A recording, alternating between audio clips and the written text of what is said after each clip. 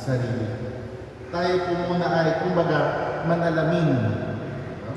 Sapagkat, kung minsan, pwede natin malimutan na yung palang ating itinupuna sa ating kapwa ay nasa ating din sarili. At kapag hindi natin naalala yun, kung minsan pwede sumagi sa ating isip na mas magaling tayo sa ating kapwa. Ang itinaabot po sa atin ng ating Panginoon ay yung tinatawag na kababaan doon.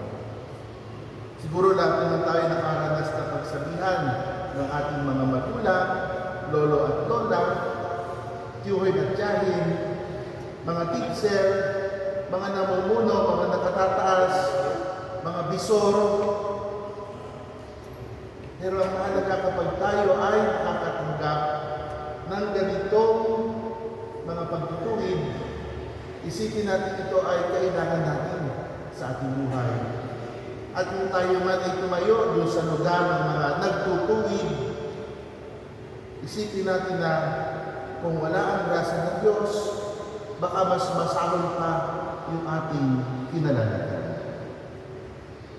Isa sa mga ayaw na asal ng ating Panginoon, hindi ang tawag na pagiging mapagpakumbaba. Yung mga nagmamalinis, linis-linisan. Yung mga akala sa sarili ay walang bahid ng kasalanan original at wagas na wagas kung baka panuro sa ibang tao. Na akala mo sila ang maliligtas, yung iba kawawa. At isa po sa mga sinasabi ng ating Panginoon, yung tinatawag na pagsusuri ng sarili. Paano po baga magagawa yung pagsusuri ng sarili?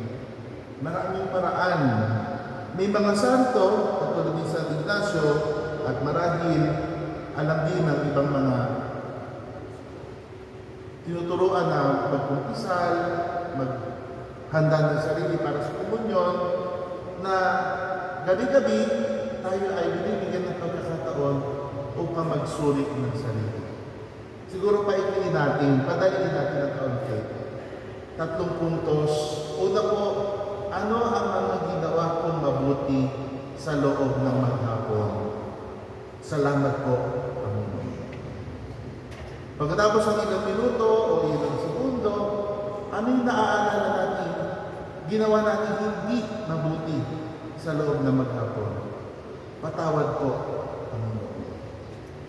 At siyempre, may mga bagay marahil tayo na dapat sana ginawa natin, pero ipinagpaliban natin dahil tinamad tayo, hindi kaya nadungo. Ang sasabihin natin, Panginoon, tulungan mo po akong magawa ko itong mabuting bagay na pinagpaliban ko bukas.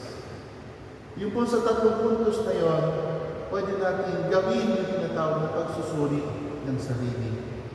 Maganda po yung maging ugali natin itong pagsusuri ng sarili.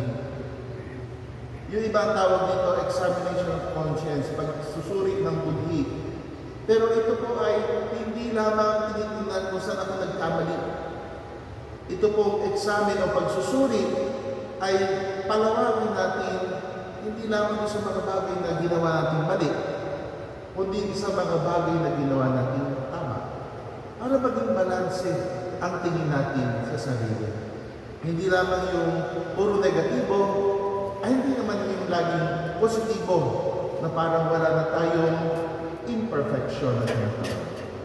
At dito po, kapag ito ay naging bahagi ng ating sistema araw-araw, ay siguro bukod sa akin na tayo ay magiging mapagbatsyag sa ating sarili, ay siguro madudulutan din tayo ng ating pagpapasensya patungkol sa ating kapwa. Bakit po? Sapagkat sana ating mapagtanto na kung tayo sa ating sarili ay kung minsan nahihirapan, araw-araw, Lord, parang ganun na lang yung aking karupukan, kahinaan. Na kapag alam natin na ito'y kasalanan mortal, kinakailangan natin kumpisal. Pero hanggat hindi pa nakakapag-kumpisal, ating hihingi na ng tawad sa Panginoon. Kapag tayo ay may higit na kaalaman tungkol sa ating sarili, na tayo ay marupok, tayo din po ay magkakaroon ng pagpapasensya sa ating kapwa. Na sino ba naman ako para maging matinding tagahusga ng aking kapwa, ay ako man din ay may kahinaan sa aking buhay. Yan po yung sinasabi ng ating Panginoon, na tingnan mo muna ang iyong sarili.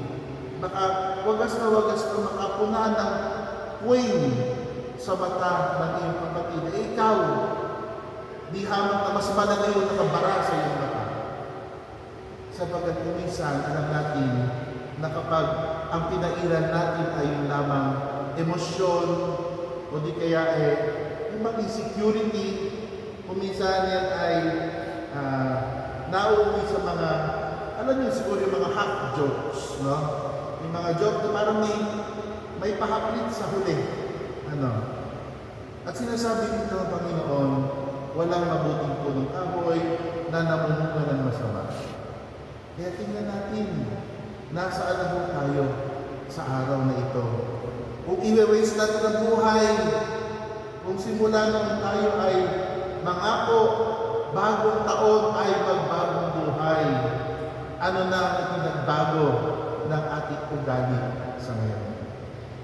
Ang tamang-tama, hindi na po, malapit na ang Kwaresma, Miyerkules ng Abo, paalala lang po, no? Ang pagiging Kristiyano hindi nadadaan sa laki o liit ng krus na abo sa noo. Ito po ay nadadaan lalong higit sa isang puso marunong bumalik sa Panginoon, sa isang pusong marunong tumingin sa sariling kasalanan, karupukan. Ito po ay nasusukat sa pagiging maawain sa kapwa makasalanan. Napakagandang paghahanda po ang mabuting balitang ito. Nasaan na tayo? Ano ang ating ibinubunga? At ano po ba ang dapat natin ibunga? Pag-ibig. Pag-ibig sa Diyos. Pag-ibig sa kapwa. Hindi po madali ito. O kaya nga, ito ay isang lifelong project. Hindi ito katulad mga project sa grade school. Isang araw lang tapos na. Ito yung mga panghabang buhay na proyekto. Paano ko susundan si Kristo? Madali kasi sabihin, mahal ko ang lahat ng tao. Okay. Pero pagdating na dun sa totohanang buhay, madaling sabihin, magpapakabait ako. Napaka-general na. Pero kapag may kaharap ka ng maligalig, ano ang iniisip? Minsan tayo, hindi natin alam, nakakagawa ba tayo ng nobela? Hindi pa lang po na-check natin ang ating sarili. Halimbawa kayo, pasakay kayo ng jeep, o di kayo nakasakay na kayo sa jeep, tapos biglang may sasakay o bababang pasahero. Check niyo po ang inyong sarili, baka meron tayong ginagawa ng nobela. Hindi tayo inaano ng kapwa niyo, pero meron na agad kwento sa isip natin, siguro ito, adik. Siguro ito, merong kabit, halimbawa. Pero walang ginagawa yung kapwa. Nandun agad yung ating mapaglarong isip. At napakarami pang ibang halimbawa. Kaya sa pagpapatuloy po natin, panalangin sa hilingin natin po sa Panginoon, na tayo laging mag-check sa ating sarili, araw-araw, gabi-gabi, upang sa ating pagsunod kay Kristo, tayo po ay mayroong kaalaman higit sa ating sarili. Kaalaman na magiging daan upang tayo ay maging mapagpakumbaba. Upang sa ating pag-aakay sa ating kapwa, pagtutuwid, yun po ay galing sa awa, hindi sa yakin. Amen. Sumasampalataya ako